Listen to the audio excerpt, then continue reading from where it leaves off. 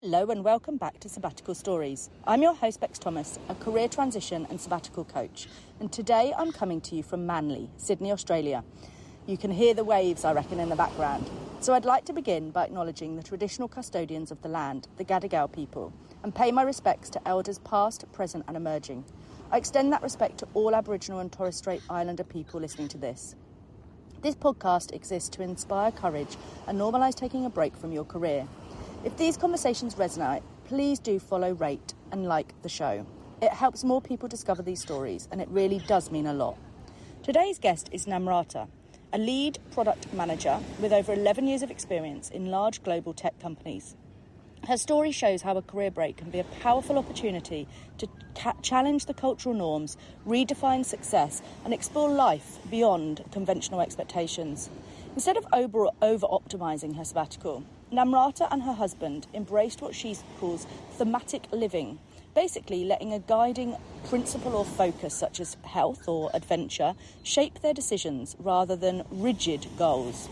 During this conversation, we explore how openness and identity can be redefined outside traditional expectations, and how her break inspired the launch of Sing and Tea, a pop-up series bringing strangers together for honest conversations over chai. Let's dive in. The conversation is a cracker. Deep down, you've tried, dig deep, search wide, enjoy your climb. It's all for you. Hi Namrata and welcome to Sabbatical Stories. Thank you so much for being here today. I can't wait to witness your story and hear everything that's happened for you over the last few months. As always, would you please do me the honour of introducing yourself and telling our audience a little bit about your sabbatical story? Sure. First of all, Bex, thank you so much for having me here. I'm Namrata. I am based out of India. Specifically Bangalore. That's where I've been for the last 10 and a half years of my life. I did my engineering. I studied engineering. I immediately got into a company like college placements, and that's where my career started. I was a software engineer. And a few years down the line, I realized that it was not for me. So I moved into product management. And one thing led to another. And I've been working since January 2015 to July of this year, which is when I decided to take a sabbatical. So that's almost 10 and a half years, 10 years of my full-time work. My sabbatical began in July. 1st of July was my last working day in my previous company. Before that, a little bit about myself. So like I said, that was my career. Other than that, I am married to the most amazing person. I've been with him for 7 years now. I've been married for 4. Apart from that, I would like to think that I'm an interesting storyteller. So that's a little bit about me. So my sabbatical journey began in July. Around 2 years back is when it started hitting me that I'm about to hit the 10-year mark. And I loved my job. So the question was, what do we do? What do we do different? How do we make sure we are moving in the right direction? And I discussed this with my husband, and he agreed that we might need a little bit of pause, a little bit of break. And it took us around 1.5 years to prepare for our finances so that we can take a sabbatical. So the decision was made in 2023. It was a very rough decision. It was not really a sabbatical decision, but we need to do something a little differently. But as the years progressed, as the months drew closer to my 10th anniversary mark of work life, that's when we knew, okay, we want to both take a little bit of break. What we realized was that we didn't know what success meant to us. So earlier, when I had started working, I was earning something close to 500 USD per month. And I remember thinking to myself that, the moment I start earning 3 times of it, my life will be really good. I would have amazing life, and that would be it. That would be success. And this is my starting job, my first job. I'm a 22-year-old. And somewhere down the line, the goalposts just kept shifting. So by the time I was 32, which was 10 years of my work ex, I think I was earning 12 or 13 times of my first salary. But it was not enough. It was always about, okay, what's next? Let me just get this one promotion. let me crack this one big tech company, and that will be it. That is where I'll define success. And then there I was, a product manager in a big tech, and I was thinking, where will it end? Like, it doesn't look like there is an end, like you're always chasing the next big thing. So it started with doing good in schools, then getting a great college, then let's get just one great placement, and then after your first placement you're like, I mean, this was just the placement, let me crack that one big firm. So when will it ever end? Well, when will you pause and feel like, okay, I've made it so far, now where do I want to go? Because this is very autopilot, and I belong to what we call the middle class Indian family. So our lives have pretty much been on autopilot. We knew, like, this is the next path, this is the next path. So then there came the question where we were like, okay, what does success even look like? Like, is it just keep getting fatter and fatter and fatter paychecks, or your title becoming director, senior director, VP, senior VP? Like, how would you define success? So we knew that was not it. We definitely knew that it cannot be fatter paychecks and higher job titles. So we wanted to just take a pause to figure out what it meant for us. Amazing. And you're on your pause right now, aren't you? How long did you plan, or are you planning on taking off? So the idea was that for first 6 months, it'll just be a break. So I'll not worry about anything. So that means that till December, it's just definitely a break. And then from January, we'll plan on how to get back. Do we want to get back? How do you want to get back? Where is like the path going to take us? Like I said, we were figuring out the definition of success, right? So I think I have a little bit of it nailed down in my version. I think for us, and when I say us, I mean me and my husband, we realized that success is kind of four-part thing. Part one would be, you have some purpose in life, even if that purpose is not your job can still be the thing which you like 70% off, and you just get money from. And also it's like a more transactional thing which you also like, because only when you like will you be able to spend 8 to 10 hours there. So success is something that beyond your job gives you a little bit of purpose. So we found out during COVID, urban loneliness hit its roof. So we wanted to do something about it. So that was the purpose that we found, that doing something which makes the world a little more kinder place to live in. And can you just touch on what urban loneliness is for our audience? Sure. In smaller towns in India, you'll find India is pretty community driven. So you'd know your neighbors, you'd attend festivals at each other's place. After the festival, you'll visit each other with sweets. So that's a very common culture in relatively smaller towns in India. And it comes with its pros and cons, but India now is very community driven in smaller places. Now what started happening is, around 20 years back, these 20 to 30 years back, bigger cities started having a lot more job opportunities. So like right now, we have been staying in Bangalore. Bangalore is one of the 3 or 4 or 5 cities which have good jobs. And for somebody like me who has done software engineering, who's a product manager, there are only 5 to 6 cities in India which will really have good jobs. So what we do is we leave behind our family and we move to this city that will have jobs. And what happens there is, you don't know anyone. And the culture is also such that a lot of times you don't even know your neighbors. Plus, the structure of a family looks different. So, like, for example, in one house, there are three young 22-year-old living and sharing an apartment, but your neighbor could be 40-year-old. So, you never know how to connect with them because there's a big age gap. So, what started happening is, in cities, people started feeling more and more lonely, because, okay, for festival, let's say for a Diwali, you'd fly back to your city, spend it with your parents, but what about the rest of the days? And then you make really good friends in college, but after college they kind of move to different cities, or some of them even move outside of India.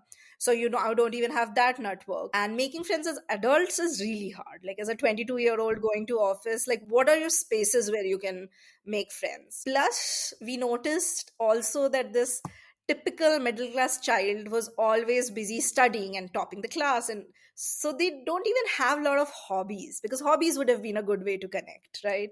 So yeah, that was urban loneliness, like, where the city is very diverse, the city is very densely populated, but really, if you look like And at a that minuscule connection is level, lost. people are not Yeah. talking to each other. Yeah. So urban loneliness was the problem that you were wanting to solve, that would give you the purpose whilst on your break? Yep. Love it. Yeah, yeah. And also because I was a little bit connected to it, because especially during COVID, it got really lonely for a lot of Of us course. in bigger cities. No, no. And the same is on a break, right?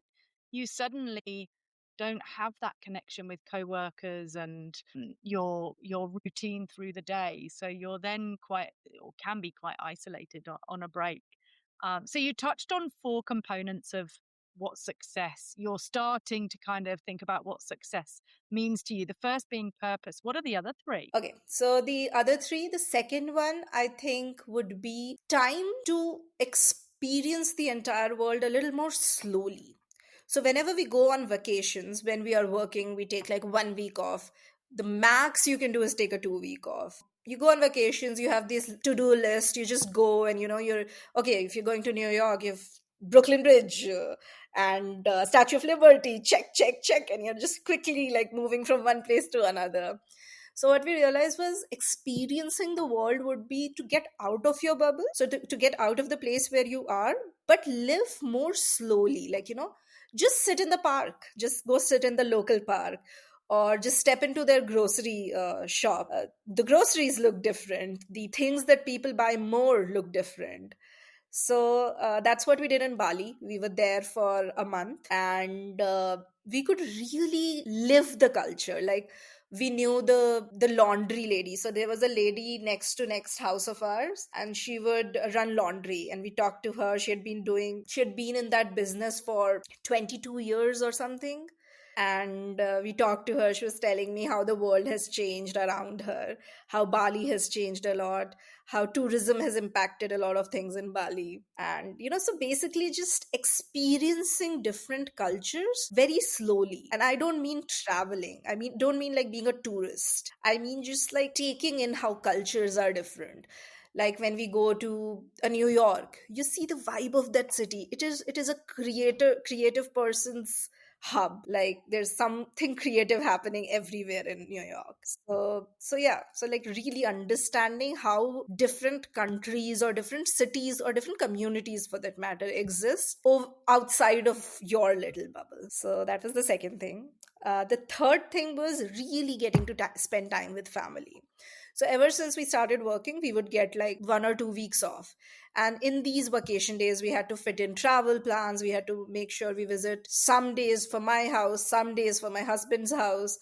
So it always remained like 3 days everywhere. And 3 days are just not enough. Like, let's say, even if you're going for Diwali, you're just busy celebrating the festival, doing the rituals, but you're not really sitting and having long conversations with them. So this time we were able to spend weeks at our hometown, sat down with the parents, and we had these long conversations how definitions of marriages have changed in the last 30 years, how marriage looked very different, relationships looked very different. Feminism came in, how that impacted the world, how that impacted marriages in particular. So, just like deep conversations about what they really feel being Mm. 60 plus years old and having seen the world change in front of them. And how did those discussions resonate with obviously a very different generation and different, I would have thought, mindset as your parents Yeah. are? Like, I think I'm very privileged that me and my husband both come from families which are very open to having such conversations. I remember one such conversation I was having with my mother-in-law, where she was telling me how she was the first daughter-in-law in that family to be working, and how that was a struggle, how she had to be allowed by her in-laws, yeah, wow, give them yeah, permission. given permission to Wow. be able to work. And this is like 40 years ago. And it was still her responsibility to make sure that the food is cooked on time, and the household keeps running. And in those days, she just felt lucky. She felt like she was married into a very good family, because she was getting the privilege which others her age weren't getting. Yeah, wow. From that, living in that world, to coming to a generation or times where it's offensive to say that we allow a girl to do this. So she's like, it took her a while to kind of see, and she believes it. She says it's right. I see it, why allowed should be offensive. But 40 years ago, we never thought it through, because the world was so different that No, the act of no. being allowed also felt like a privilege. Yeah. Yeah. So actually, you feel as though you're lucky to be Yeah, allowed in inverted commas. yeah. But also, I suppose you don't question what hasn't been before. So there's no question around, is me being allowed to do this right or wrong? It's sort of, Yeah. those boundaries have slowly been pushed and we're continually pushing them. So yeah, so these are the kind of conversation we had with parents, and I loved it. I loved that we could do that. Do you think that if you had continued on that trajectory of just working and chasing the paycheck and chasing the job titles, you would never have got this time to really have those deeper, meaningful conversations? Yeah, I think I know my mom better now because of such Yeah, conversations. I think wow. I know my in-laws a little better now because I've had such conversations. Yeah, And I think after 4 years of my marriage, I've reached a place where I also have certain attachment to my in-laws because of these bonds that we created, of these conversations and yeah. everything. And amazing. We getting to spend Yeah, time with the family, like undivided time. yeah, yeah. And fourth, and the last one is, I think success is being able to live a life which aligns with your priorities. So I know for us, for me and my husband, our priorities are, yes, we should be earning. Money is important. But money is not the only thing which is important. We would also want to have free time, which we can devote to our hobbies. We would also want to have free time, which we could give to continue hosting these meetups that we were hosting. We would want to have free time to make sure we are able to grab like our evening teas together and we can sit down for an hour in the day and have those chais together in the evening. So Mm, for us, these are our priorities, and successful life would be a life which is matching, which is providing a space to kind of live all of through all of this. Like, yes, we could get to work as a product manager and a product designer, but also we get to do all of this. And if the trade-off is maybe our salary is a little less, that's okay.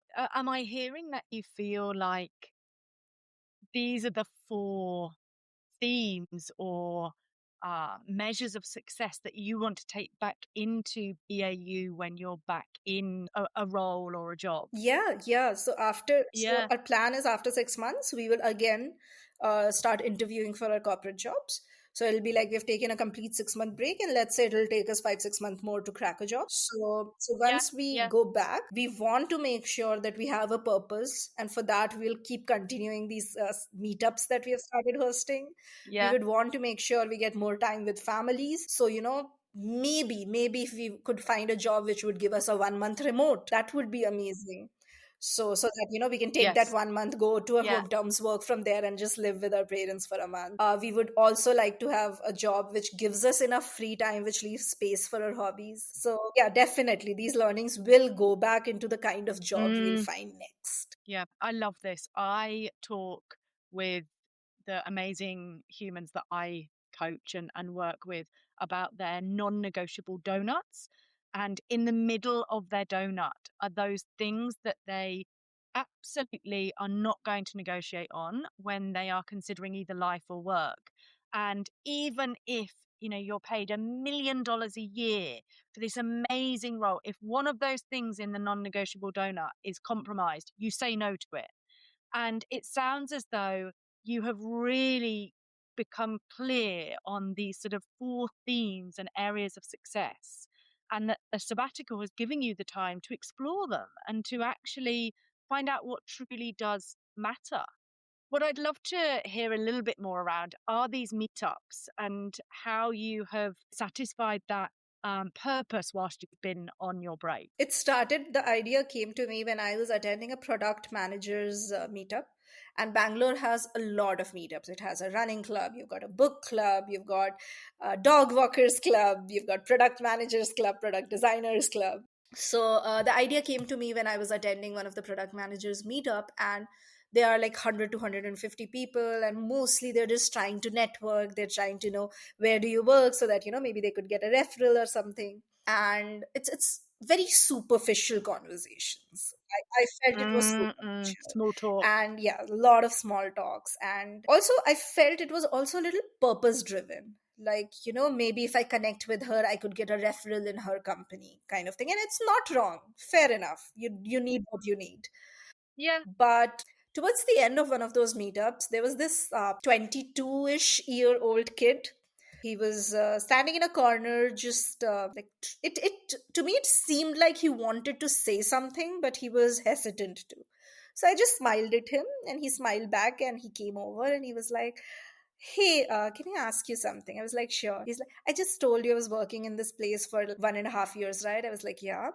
He said, "Actually, I got fired 6 months back and I'm pretty jobless and I'm getting very anxious. I'm the eldest in my home and I don't have a lot of connections with people who are elder to me.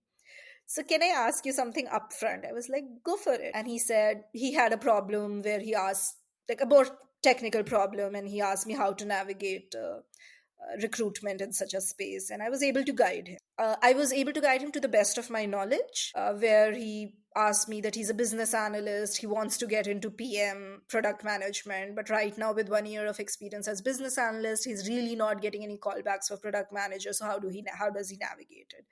Now I'm someone who has moved from software engineering to product management, so I was able to guide a little. But the point here was that in that space, this 22-year-old person had to pretend and had to perform so that he doesn't get judged. And trust me, he would have gotten judged. I know that. It would have been a struggle, to be honest, for him. So my point was that even with all these clubs and these 100 people's meetup, is there really a space where people are comfortable being vulnerable? And if there is, great. But we wanted to create one space like that. So our idea was that we want to host strangers, and not more than 8 to 6, so 6 to 8 people sitting around in a circle. And what we would do is we would basically market on Instagram. So that's where we created an Instagram page. We would just tell that, we'll be talking deep conversations, something meaningful, and every meetup would have a theme. So one of the meetups, the theme was, for example, one pivot point in your life where your life changed completely and got split into before and after.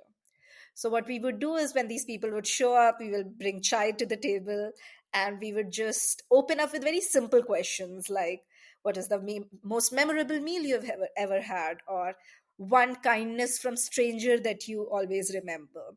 So what would happen is, for the first hour, people would slowly open up with each other, and this would create a nice bond, and people start becoming a little comfortable with each other. And then after a quick break with snacks, we would then move on to the second part, which is the more hard-hitting vulnerable question, and people would just open up and it'd be beautiful. So yeah, we started doing that. We've hosted 5 of those. And my aim is that as soon as I go back to corporate, and if I have to, like, when I'll be back in Bangalore, I'll continue hosting more of these. And I can imagine the stories that come out and what's shared and the wisdom that come out of your meetups being just absolutely beautiful. It's beautiful. Is that normal within Indian culture, or is that quite a sort of forward thinking? The answer would be twofold. It's definitely not very common in India for you to meet absolute strangers and Yeah. be your vulnerable self. But Bangalore has kind of that culture where people do take a little bit more risk, and people are Yeah, okay okay. experimenting a little. So it did work out in Bangalore. Having said that, I feel like right now I'm living in a smaller town, and the culture is very much where, you go to a cafe and the cafe owner will start recognizing you after the fourth visit, and they will start asking you things like, "Oh, where Yeah. are you from?" Okay, and, "Oh, you guys are married. Oh, nice to have you here." And, we'll know a little about them. So small towns definitely have those culture where everyone knows everyone and everyone will greet you and stuff, but definitely not the kind of culture where they'd open up about their vulnerable selves. And I wonder if that is the beauty in strangers, right? It's True. because if people don't know you, there is a less Risk of of being judged, right? Whereas if you're known, I come from a really small town yeah, in the UK, and everybody knows everybody's business, and yeah, there is pros and cons to that. But one of the cons is that that if you share your inner story or inner secret, yep, not only the two people that are, everybody's going to know everyone will. about it, and there is definitely going to be a judgment and also be then sort of shared judgment uh, amongst others. So Correct, I think it's a correct. global challenge, but what a beautiful space to be holding for individuals. And so that's something that you want to continue when you're back in corporate.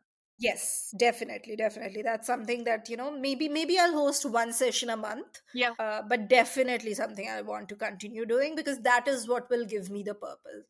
And don't get me wrong, like I love my job as a product manager, but Yeah. then Yeah. I love 70% of it. And when you're a product manager, it's at the end of the day, it's about capitalism. It's about making money. No matter how, like, what kind of company it is and how much good it does, at the end of the day, it's about making money. Mm, But this will be our little corner of doing something good. yeah.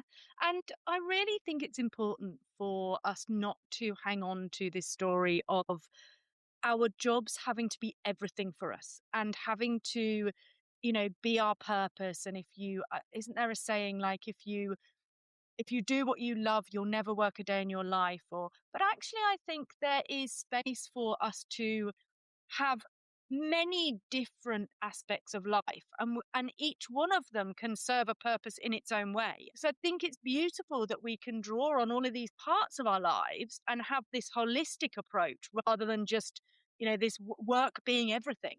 I have a little different take on if you love what you do, you don't even work a day. I have a little different take on that. So my husband is an artist. He loves to draw, he loves to paint, he loves to sing. But he says this that if I were to do it every Monday without fail because you need to produce one piece of artwork so that we could sell it. It takes the joy out of art.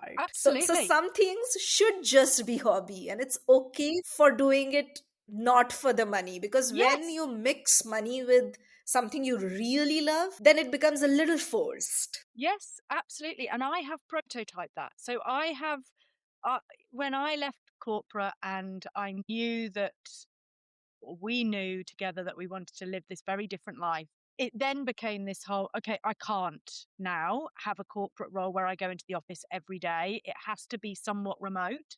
So what can I do? And travel is my absolute passion and love it. And so I was like, right, it's going to be something around travel. So is that a travel writer? Is that, do I create a travel blog? Is that I retrained and became a travel coach? I started to fall out of love with travel. The pressure of having to write about where I was going and what we were doing for somebody else's pleasure, and to that sort of, I suppose, commercialization of my passion absolutely screwed it for me. Like, I started to fall out of love. And that is devastating, to then fall out of love with that passion. Like, as you say, if your husband then suddenly fell out of love with singing or art, Yeah, and it's okay if you fell out of love of a job and you still have other aspects in your life you love. But if job was the one thing and you fell out of love, imagine how devastated you'd be. and that comes back to that whole point around identity and individuals that are so attached to their work identity. If that is taken from you, which it can be from redundancy or restructures or, I don't know, tragedies that happen in families, which mean you have to give up that job. If you don't have anything else that is that part of your identity, that's a really tough, challenging space to be Yeah, in. I completely agree. Yeah. You did Bali, you've spent time with family. Where are you now, and what's the next part of the journey? Sure. So right now, there is this place called Himachal Pradesh. It's up in the north. It's in the basically in the mountains. It's Dhauladhar range in India, and the town I'm living in, it's a very small town, and it's nestled in between the mountains. So it's in a valley basically, and anywhere you stand, you've got like mountain view all around you. And the reason I chose this place was a little more logistical as well. It's very pretty place, but also it has a airport 20 minutes close to it, and it has like a really big hospital 20 minutes close to it. So it has all these bare minimums that you might need to keep your life going. And also this place is a Yeah. very thriving community of people who left their jobs in bigger cities like Singapore, Dubai, and uh, Mumbai and Bangalore or New Delhi, and have moved Okay. here, and maybe they've taken a remote job or they've started something of their own, or somebody has started a bakery here. So it has a very thriving community of such people. So we thought this would be a good place to kind of end the sabbatical at. So we have taken a little house here. We are living here, and our only focus right now is to kind of just we wake up, we have very slow mornings. There are a lot of hikes nearby which we take. There's a river trail that is very beautiful. We'll like exercise in the morning a little, then we'll cook our own food. We go to these local bakeries. We've started recognizing people now. People have started recognizing us, and they've started inviting us for tea in their house. So, it's like pretty little, cute little town. So we are pretty much here now for the rest of our sabbatical. So our plan is to not do anything till early January. We'll just like take it super slow. And while we are at it, we're also running this Instagram channel where we are kind of journaling our adventures. Right after that, we'll start interviewing for corporate jobs from here. And then whenever we crack something, we'll see where life takes us. What did you value before your sabbatical that you don't value now? I don't think my sabbatical was transformative for me. My sabbatical was more reaffirming for me. So I have always been this person who prioritizes people over anything else. So it was always about people, relationships, communities. But what happened in the sabbatical is it also made me feel that I was not wrong. I was not naive. Like, it's not stupid to prioritize human emotions over ambitious goals. Like, to me, I would rather be a good friend than be somebody who would do anything to get that next promotion. And I suppose on the flip side of that, what do you value now that you didn't before? To just not have a life which has a lot of structure to it. So like you can have themes, you can have like July is about figuring out my purpose, or August could be about figuring out who really matters to me. I was a product manager, okay? So my life was very structured, and even like that replicated in my real life as well. Like I had a lot of structure in it. I always used to think that I'm supposed to be a product manager. What else will I be? Like I just told you, right? Like my husband is good at art and music. I could never figure out what I was good at other than being a product manager. But now I have this Instagram channel, okay, where I create posts. So I figured out that I'm really good at storytelling, and I'm really good at it when I sit down and let just the thoughts flow. Because naturally I'm an extrovert and I talk a lot. So all I have to do in storytelling is just put all of that I'm speaking into like written and just like figure it out. So I feel like this sabbatical has really taught me to appreciate the creative side of me, which is less structured, which is less logical, and goes more on, I felt like it. Yeah. So it has made me realize that I am creative and I have a lot of creative things to do, and I can be a lot more thing other than a product manager. However, I'm a good product manager and I love that. But there's a lot of other things about my personality and skill set and talent which exists. I love it. I love it. And what about a read, watch, or listen recommendation to our audience that, either has supported and helped you on your break or has been life-changing for you in some way? 1 or 2 years back, I read a book called Tuesdays with Maury. So this is an easy answer for me because this is the book I've recommended to God knows how many people. It's a very small book. It was written, I think, by Mitch Albom. It's a memoir, and he wrote it for Maury Schwartz, was his professor. Maury Schwartz was a professor in sociology, and this is all true events.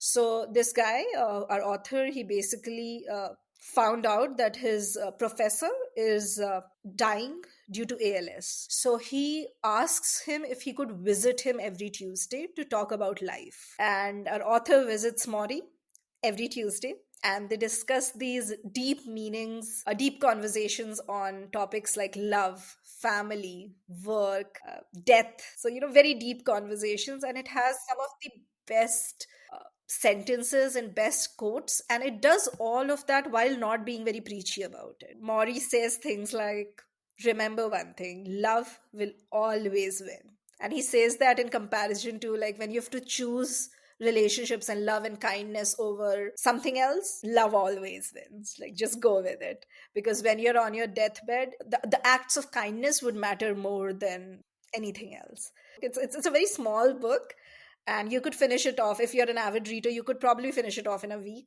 But it's a beautiful book which I think everyone should read. Thank you. And what are your top 3 tips for our listeners on taking a career break, or anybody, currently on one? First of all, there is never a right time. Like if you keep waiting for like, I really need a break, but I don't know when. Yes, finances matter. So make financially responsible decision of taking a break, especially if you're going on a break where like return path is not very clear. Like for me, I left my job to go back. Yeah. There are a lot of companies and a lot of countries which offer no pay sabbatical, and you have a job waiting for you after it. So if you have that, then sure, that's nothing like it. But if not, then make sure you're financially secure. But other than that, stop delaying it and go for it. The second tip would be, like I said before, let the break be a break. Like let it flow. Don't try to over optimize it. Don't try to make your sabbatical the most lived experience ever. Like take it easy. You'll figure it out. And like I was saying about what I learned, let it be theme based. For example, right now my theme is health. July, August, my theme was finding a purpose. September, my theme was exploring the world. October, my theme was spending time with family. Right now, it's about health and getting better and figuring out the next phase of life. Good things will automatically happen if you're free. And the third tip would be, don't let anxiety let you make decisions which is not why you took the sabbatical for. So like I've come across some people, as soon as they leave their job, they start worrying about, okay, where will I apply next? Should I just update my resume? Why am I sitting and not doing anything? Like, don't be scared of not being productive. Only when you let that anxiety go away, only when you let the calm really come in, that's when you'll be able to truly figure out what the sabbatical was for. That's brilliant. Yes, thank you. And I think that final one is so important because it's an automatic, easy question. Is it, oh, what are you going to do next? Why do you have to even know that before you go on your sabbatical? You know, that may be what the whole thing is to figure out. So no, great tips. Thank you so much. And thank you so much for coming on and sharing your story. It's just beautiful, and good luck with the rest of the time off and what comes after. I'll be super excited to follow along on the journey and see where where life takes you and what the next sort of chapter looks like. Once again, thank you so much for having me, Bex. This was amazing. And probably speaking up on this podcast also gave some words to the feelings that I've been having. So in a way, it was really positive experience for me as well. Oh, good. And if anybody wants to get in touch or, reach out, where best to find you? LinkedIn would be the best way if it's a professional setting. And if it's a non-formal setup, like Sing and Tea is the Instagram page we've got. So feel free to ping us. And, if you have any informal questions, that would be a good space. But for any formal things, I'm on LinkedIn.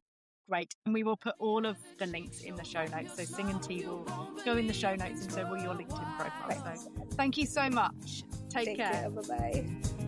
And taking matters into your own hands, you won't believe that you're making headway. Thank you so much for listening, and a huge thank you to Namrata for sharing her courageous story of stepping away from cultural norms, stability and a successful career. If you'd like to connect with Namrata, you can find her via the links in the show notes. As always, a special thank you to Auntie B at the Flaxen, my incredible, patient and talented producer, to Nikki Sweetland, our brilliant creative force behind all things social and visual, and to Joe Cook, whose soulful vocals we're so lucky to feature through the podcast.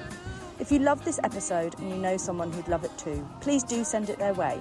Share the link, pop it in the group chat, or forward it to that friend who's always talking about taking a break. Please also do us a massive favour and hit follow. Give the show a rating and leave a quick review. It genuinely makes a huge difference and helps more people discover these powerful sabbatical stories. The more we share them, the more we normalise taking brave, intentional breaks.